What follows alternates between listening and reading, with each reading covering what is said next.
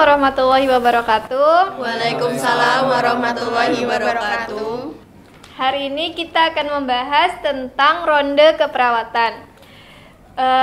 Jadi tujuan praktik kali ini harapannya mahasiswa mampu memahami tentang ronde keperawatan, dan yang kedua, mahasiswa mampu mendemonstrasikan tentang ronde keperawatan.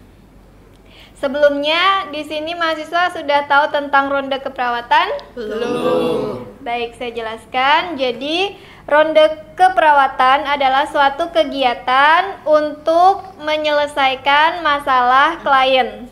Nah, jadi tujuan dia lakukan tindakan ronde keperawatan tuh harapannya setelah selesai ronde, masalah klien itu bisa teratasi gitu. Jadi kita dapat masukan-masukan, saran-saran untuk menyelesaikan masalah klien kita gitu.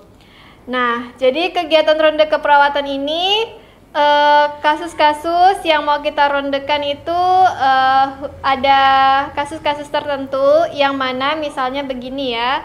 Di Bangsal tim A misalnya bersama perawat pelaksananya sudah mengasuh pasien. Kemudian pada saat proses tim A mengasuh pasien, tim A mengalami kendala. Ada satu diagnosa ataupun dua diagnosa keperawatan ya, sampai saat ini tuh belum teratasi juga. Padahal tim A, ketua timnya dan perawat pelaksananya itu sudah berusaha melakukan intervensi-intervensi yang terbaik untuk pasien mengatasi diagnosa keperawatan tersebut, akan tetapi belum juga teratasi. Jadi di situ tim A mengalami kendala gitu. Kemudian dari situ tim A mengajukan ke kepala ruang untuk misalnya diadakan kegiatan ronde keperawatan. Nah, harapannya tim A tadi yang tadi mengalami kendala, setelah nanti selesai proses ronde keperawatan tuh dapat solusi untuk intervensi berikutnya ke pasiennya tersebut gitu. Kegiatan ronde keperawatan ya. Kemudian siapa saja yang menghadiri kegiatan ronde keperawatan gitu, yaitu ada kepala ruang ya, kemudian ada ketua tim dari tim A dan tim B. Misalnya tadi tim A yang bermasalah, kita juga undang tim B juga, dan perawat pelaksana dari tim A juga, dan perawat pelaksana dari tim B juga. Kemudian di ronde keperawatan ini kita tambahkan satu orang lagi, namanya adalah clinical case manager atau biasanya CCM gitu, atau perawat konselor. Jadi tuh ini berada di luar Bangsal. Seorang CCM itu letaknya di manajerial atas gitu ya, kantor atas. Nah, tapi CCM ini bisa kita undang pada saat ronde keperawatan yang nantinya akan memberikan arahan-arahan kepada Katim, Karu, PP untuk menyelesaikan masalah yang tadi belum teratasi gitu. Kemudian bagaimana proses saat kita melakukan ronde keperawatan ya, dari mulai yang pertama kita tentukan dulu kasusnya. Misalnya ada kasus baru kita mau ronde gitu, jadi ada kasusnya dulu, kita buat proposalnya dulu ya. Kemudian askepnya juga udah lengkap gitu. Kemudian setelah ada kasus, persiapannya itu dari mulai Katim menghubungi karunya gitu. Jadi Katim kan sudah sama perawat pelaksananya kan sudah sepakat nih belum bisa mengatasi masalah ini gitu, sehingga Katim menghubungi karu untuk minta izin kegiatan tersebut apakah bisa dirondekan atau tidak gitu. Kemudian setelah karunya melihat-lihat kasusnya, dengan Katimnya tadi harus menyampaikan masalah yang belum teratasi dan intervensi yang sudah dilakukan hingga saat ini apa, tapi masalah tersebut sampai saat ini belum teratasi juga itu apa, disampaikan ke karunya, lalu nanti karu akan memutuskan gitu bahwa kegiatannya ini bisa kita rondekan. Kemudian karu mengundang CCM tadi ya untuk membantu kita semua di sini, perawat pelaksana, karu, Katim dalam menyelesaikan masalah tersebut. Kalau semuanya udah oke, intinya satu hari sebelum hari H ya gitu. Lalu kita agendakan kegiatan ronde keperawatan di suatu ruangan, misalnya bisa di nursing station atau ada ruang rapat di Bangsal, kita pakai ruang rapat tersebut gitu. Jadi semuanya tadi perawat ya, baik Karup, perawat pelaksana, Katim itu kan semuanya perawat, dan CCM-nya juga perawat. Jadi namanya ini ronde keperawatan gitu. Kemudian setelah tadi berkumpul, maka kegiatan selanjutnya semua tadi berdiskusi. Dari mulai tadi kan ada Karup, perawat pelaksana, Katim, dan CCM itu berdiskusi untuk menyelesaikan masalah tadi. Dimulai dengan dibuka acara dulu oleh kepala ruang ya. Dibuka acara ronde dengan salam gitu, kemudian menyampaikan tujuan dari Karunnya, menyampaikan tujuan kegiatan ronde ini gitu. Misalnya jadi dari tim A ini ada laporan di sini belum misalnya ada masalah, ada kendala dalam mengasuh pasiennya gitu. Jadi intinya disampaikan. Jadi harapannya nanti setelah ronde ini selesai, masalah tersebut tim A dapat solusi untuk mengatasi masalah tersebut gitu.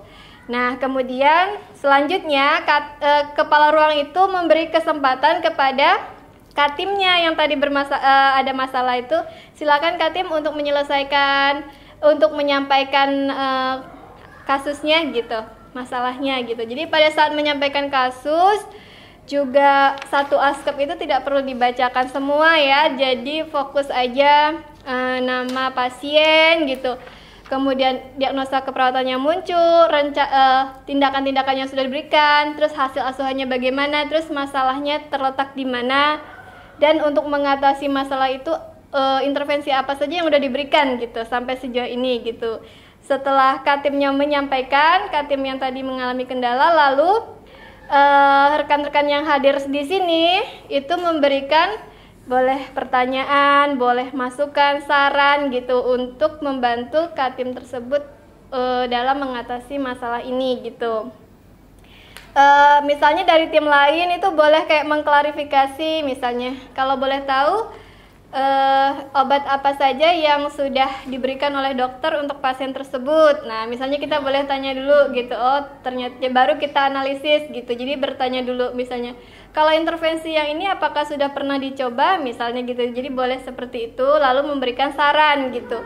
Kemudian peran CCM di situ lebih dari itu ya. CCM kan itu bisa memberikan masukan-masukan yang lebih bagus lagi, bisa berdasarkan hasil-hasil penelitian terkini gitu kalau CCM itu.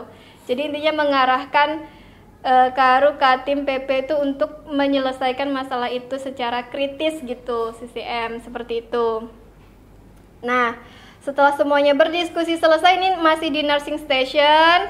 Kemudian banyak tuh intervensi saran yang udah masuk, lalu Karunya misalnya menyimpulkan ya masukan-masukannya. Nah, habis itu udah sepakat intervensinya berikutnya akan dilakukan ini yang udah tadi didiskusikan, lalu kita ke pasien gitu. Nah, pada saat ke pasien semuanya ini hadir. Maksudnya datang semua. Tentunya yang pasien tadi persiapannya ada, kita inform consent pasti ya, minta tanda tangan persetujuan dulu untuk dilakukan ronde ini. Kalau pasiennya udah oke, nah barulah kita adakan ronde ini gitu. Nah, tadi setelah dari nursing station kita udah selesai berdiskusi, lanjut ke kamar pasien. Nah, kita di situ bisa menjelaskan tadi ya. Pertama-tama misalnya yang membuka acara di bed pasiennya itu adalah kepala ruangnya tetap. Kemudian nanti kepala ruang menjelaskan di sini ada yang hadir siapa aja, ada Katim, perawat pelaksana, CCM gitu untuk membantu Bapak menyelesaikan masalah keperawatan apa misalnya kita sebut dan yang sampai saat ini belum teratasi. Kemudian tadi udah gitu, udah selesai ya Karunya membuka, kemudian langsung Katimnya itu yang tadi ada kendala boleh menyampaikan kemarin yang belum teratasi ini itu diagnosa keperawatannya ini ya Pak gitu. Nah, kemudian tadi yang lain-lain di sini boleh menyampaikan yang tadi memberikan saran. Jadi untuk berikutnya, untuk mengatasi diagnosa keperawatan tersebut, kami akan melakukan misalnya apa dan apa yang sesuai tadi udah didiskusikan gitu. Ada pertanyaan Pak gitu ke pasiennya terkait rencana intervensi yang mau kamu berikan, misalnya ada pertanyaan kita jawab gitu. Habis itu udah selesai di situ udah gitu. Terus kita pamit gitu. Kalau ke pasien tuh menyampaikan apa yang tadi udah kita diskusikan di nursing station gitu. Jadi kita bukan berdiskusi yang tadi berdiskusi itu bukan dilakukan di depan pasien ya. Tapi kita hasilnya yang kita sampaikan gitu. Sampai di sini bisa dipahami? Bisa. Jadi tujuan akhir dari kegiatan ronde tim tadi yang mengalami masalah dia dapat solusi gitu ya. Ada yang mau ditanyakan? Ya, silakan sebutin namanya ya. Nama saya Raffi Ayu. Saya ingin bertanya, apakah semua masalah keperawatan harus dilakukan ronde keperawatan? Ya, jadi tidak semua masalah keperawatan atau diagnosa keperawatan itu harus kita rondekan. Yang kita rondekan adalah jika kita dalam satu tim menemui sebuah masalah yang tidak biasa, yang biasanya misalnya kita udah usahakan intervensi ini biasanya tuh berhasil normal gitu ya, berhasil teratasi gitu. Tapi yang kasus-kasus yang kita rondekan yang sampai ini kok belum teratasi nih, timnya dan perawat pelaksananya udah berusaha tapi sampai saat ini juga masih belum berhasil. Nah, yang seperti itu. Jadi tidak semua, kalau yang lancar saja misalnya kita intervensi berhasil teratasi itu nggak usah gitu. Iya, ada lagi nggak yang mau bertanya? Saya Bu. Ya, silakan. Saya Toto Aji ingin bertanya, di dalam melakukan ronde keperawatan, apakah harus kepala ruang yang memimpin ronde keperawatan tersebut? Iya, jadi ronde keperawatan itu wajib dipimpin oleh kepala ruang ya. Nah, di situ intinya dalam kegiatan itu memang di Bangsal itu kan yang paling tinggi itu kepala ruang ya jabatannya. Jadi untuk kegiatan ronde untuk membantu staf-stafnya menyelesaikan masalah itu dipimpin oleh kepala ruang gitu. Tugasnya kepala ruang. Gitu ya. Ada lagi nggak yang mau ditanyakan? Cukup, Bu. Sudah jelas? Selanjutnya saya minta mahasiswa untuk mendemonstrasikan kegiatan ronde keperawatan ya. Iya, Bu. Ya, saya tutup. Wassalamualaikum warahmatullahi wabarakatuh. Waalaikumsalam warahmatullahi wabarakatuh.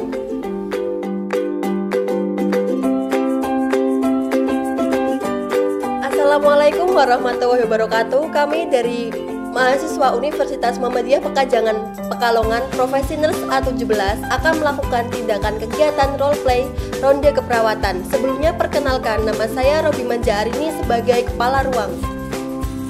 Saya Dwi Silviana sebagai ketua tim 1. Saya Toto Aji sebagai perawat pelaksana tim 1. Saya Muhammad Syamsuddin sebagai perawat pelaksana tim 2. Saya Gajar Benito sebagai Katim 2. Saya Rati Ainudya Saputri sebagai case manager. Waalaikumsalam, silakan duduk. Permisi Ibu, sebelumnya mohon maaf mengganggu waktunya. Kedatangan saya ke sini, saya ingin melaporkan masalah pada Tuan T.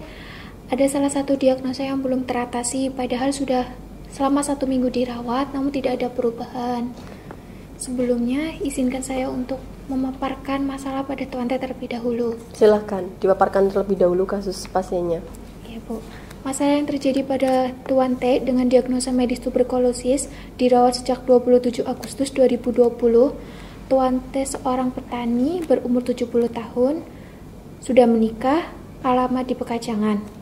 Pada tanggal 27 Agustus 2020, pasien dibawa ke IGD RSI PKU Muhammadiyah Pekajangan, kemudian dipindah ke ruang Matahari untuk dilanjutkan perawatan selanjutnya.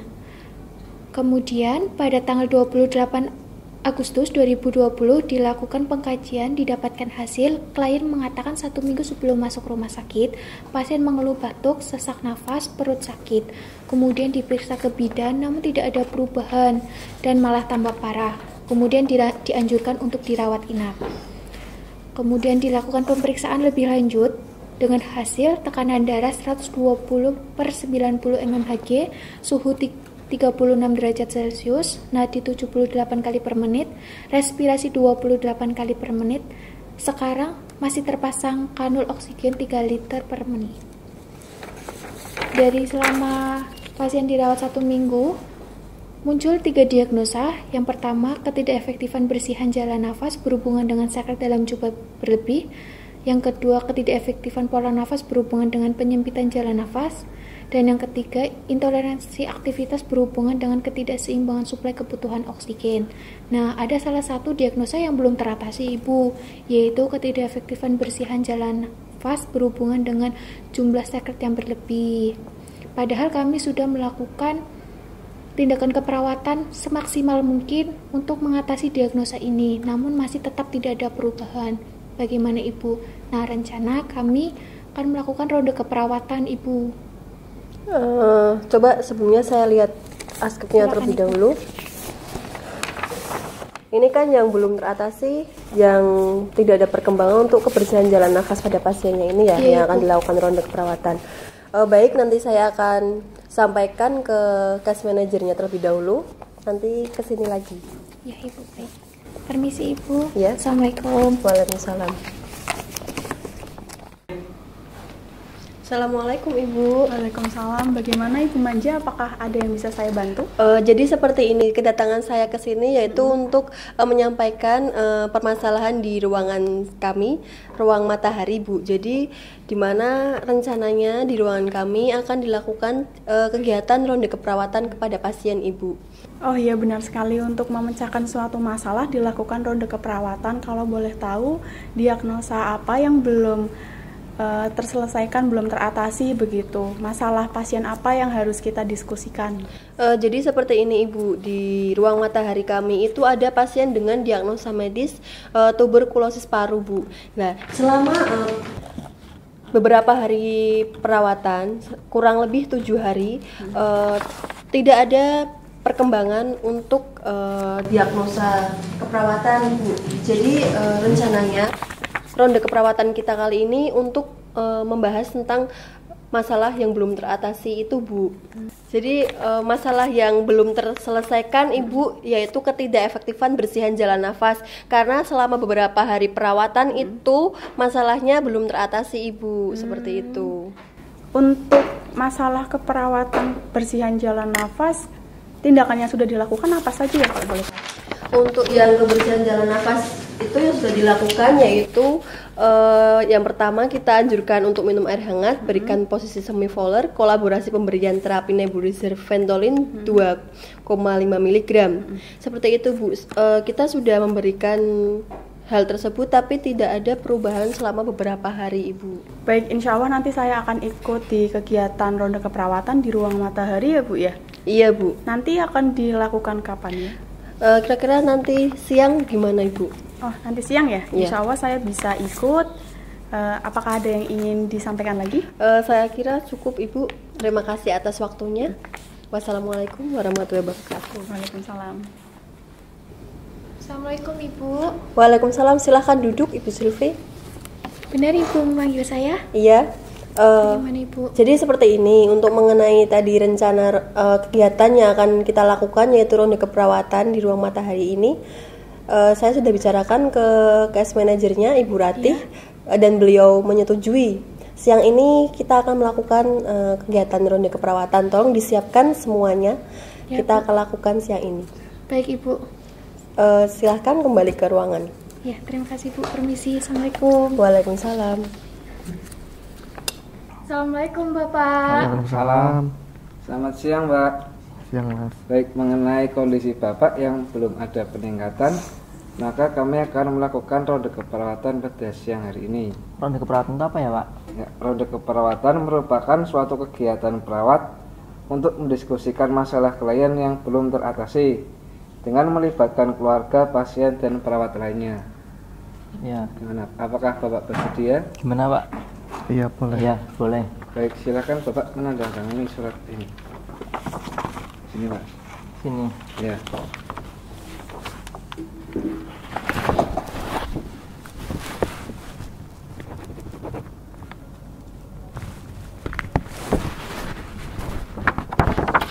Ini Pak.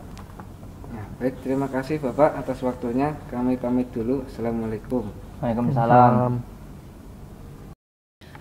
Assalamualaikum warahmatullahi wabarakatuh. Waalaikumsalam warahmatullahi wabarakatuh. Terima kasih untuk rekan-rekan semua. Terima kasih juga kepada Ibu Rati selaku case manager yang sudah meluangkan waktunya untuk datang ke ruangan ini. Sebelumnya, alhamdulillahirabbil puji syukur kehadirat Allah Subhanahu wa taala yang telah melimpahkan rahmat dan hidayahnya kepada kita semua sehingga kita bisa berkumpul di ruangan ini dengan keadaan sehat walafiat. Sebelumnya kita membaca basmalah terlebih dahulu. Bismillahirrahmanirrahim.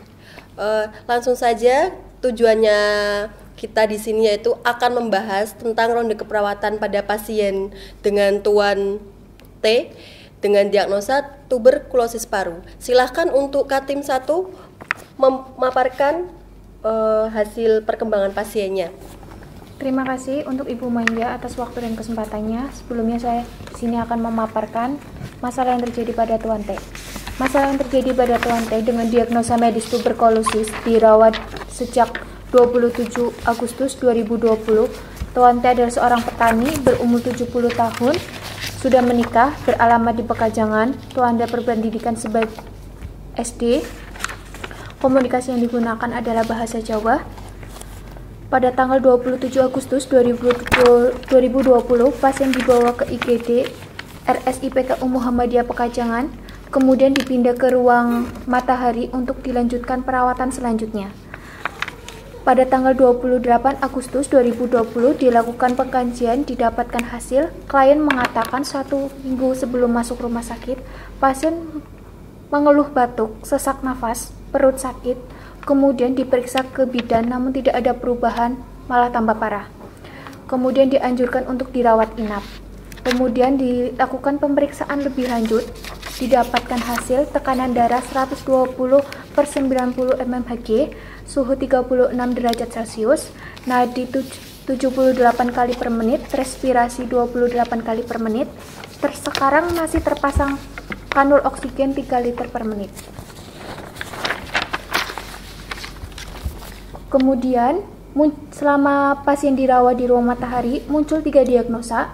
Yang pertama yaitu ketidakefektifan bersihan jalan nafas berhubungan dengan sekret dalam jumlah berlebih.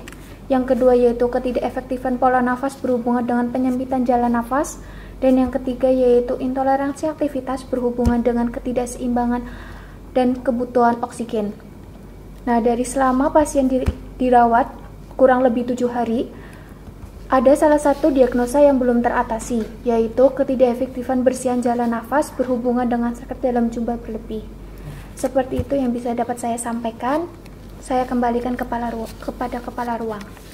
Ya, dari pemaparan kasus dari Katim 1 di sini ada pasien yang bermasalah dan sampai sekarang tidak ada perkembangan.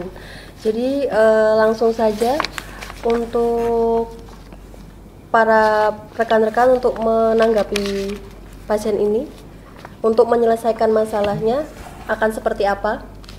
Ya, saya mau bertanya Mbak ya. Untuk Katim 1 itu intervensi yang sudah dilakukan kepada pasien apa saja ya? Silahkan untuk Katim 1 menjawab pertanyaan dari Pak Ganjar. Ya, terima kasih. Intervensi yang telah dilakukan pada masing-masing diagnosa.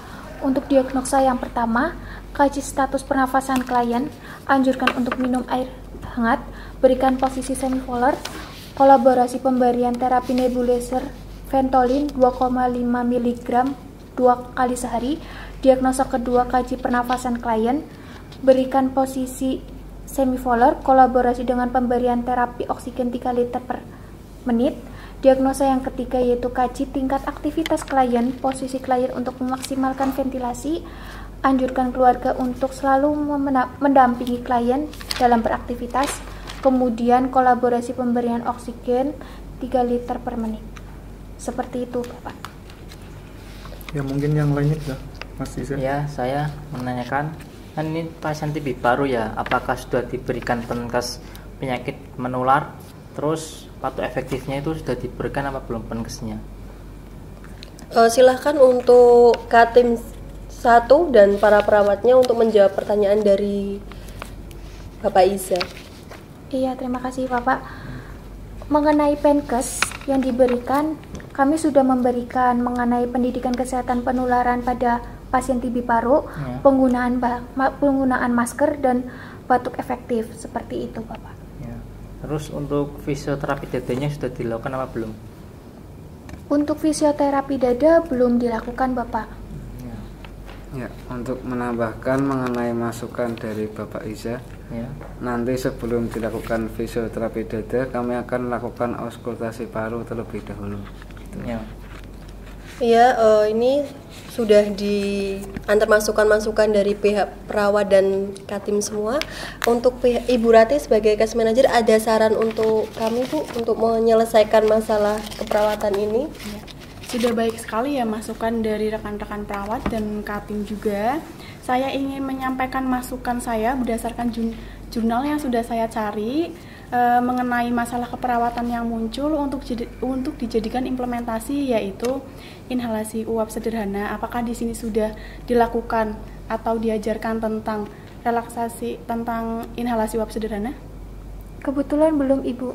Belum ya? Berarti itu nanti bisa dimasukkan ke dalam implementasi ya, nanti intervensinya. Di sini jurnal dari Dewi Aprililawati dengan judul Upaya Peningkatan Ketidakefektifan Bersihan Jalan Nafas Melalui Inhalasi Aromaterapi Peppermint pada penderita TB. Inhalasi uap sederhana sendiri itu adalah memberikan obat dengan cara dihirup dalam bentuk uap ke dalam saluran pernafasan yang dilakukan dengan bahan dan cara yang sederhana, serta dapat dilakukan di dalam keluarga seperti itu. Dan inhalasi uap ini sangat efektif untuk mengencerkan dahak sehingga dahak bisa keluar dan jalan nafas menjadi bersih seperti itu.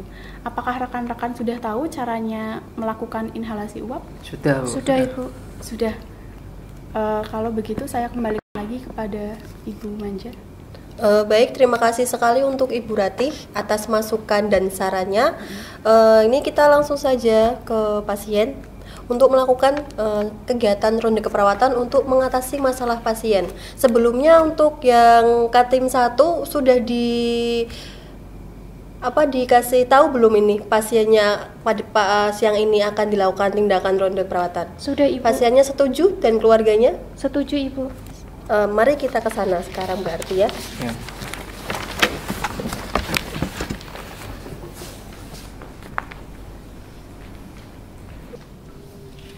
Assalamualaikum Bapak. Waalaikumsalam.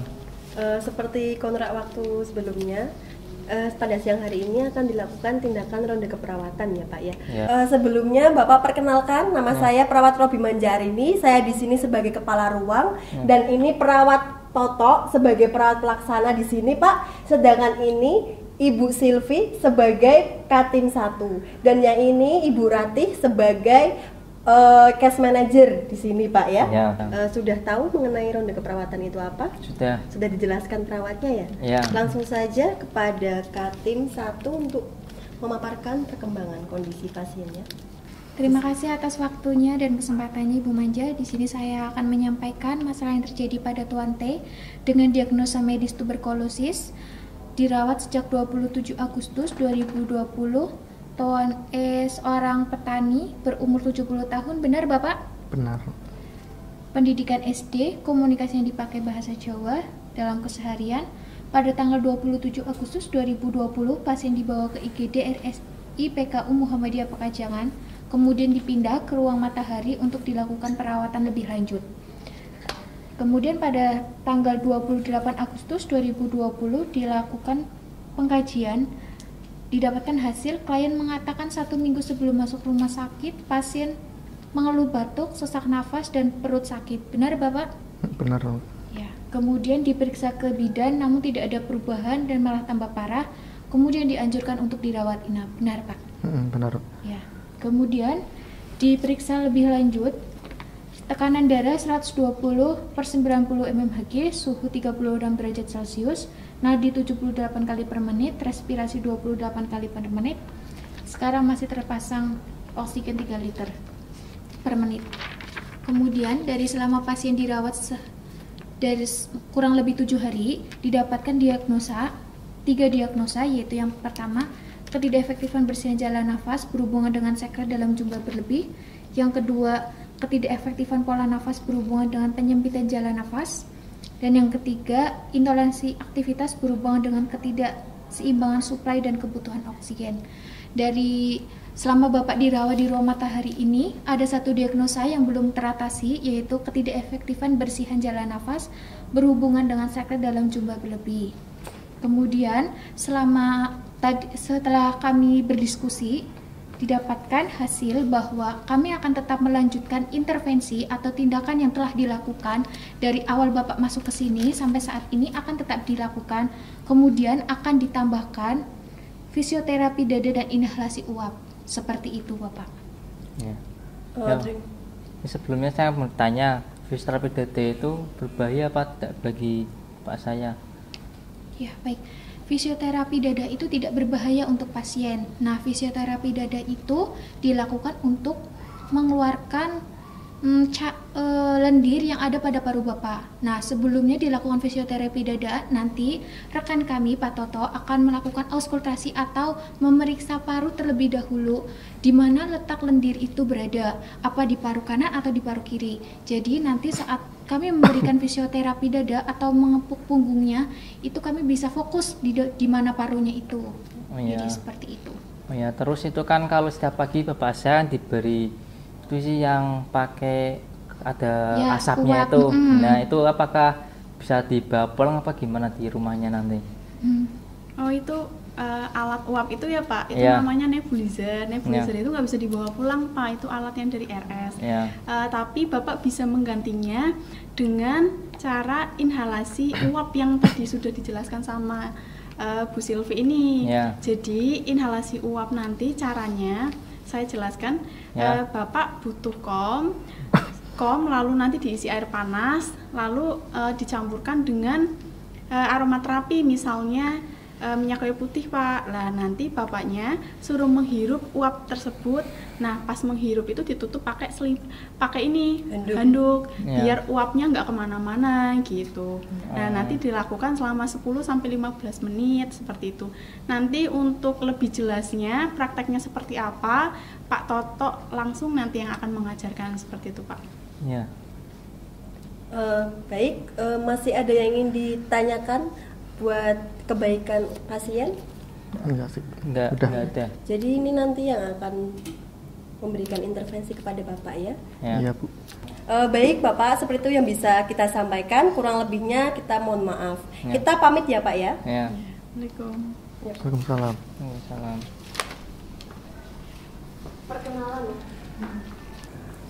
Baik, kegiatan ronde keperawatan ini telah selesai dan sudah dilakukan dengan berjalan lancar. Untuk sebelum saya tutup semuanya ini, ada yang ingin diklarifikasi kembali? Tidak ada. Tidak ada, Bu, sudah cukup. Baiklah, kesimpulan pada kegiatan ronde pada hari ini yaitu tetap lanjutkan intervensi yang telah dilakukan, dan intervensi yang akan dilakukan setelah ini yaitu fisioterapi dada dan inhalasi uap. Cukup sekian yang bisa saya sampaikan. Terima kasih sebelumnya untuk Ibu Ratih. Assalamualaikum warahmatullahi wabarakatuh. Waalaikumsalam warahmatullahi wabarakatuh. Sekian video dari kami, kurang lebihnya mohon maaf. Wassalamualaikum warahmatullahi wabarakatuh.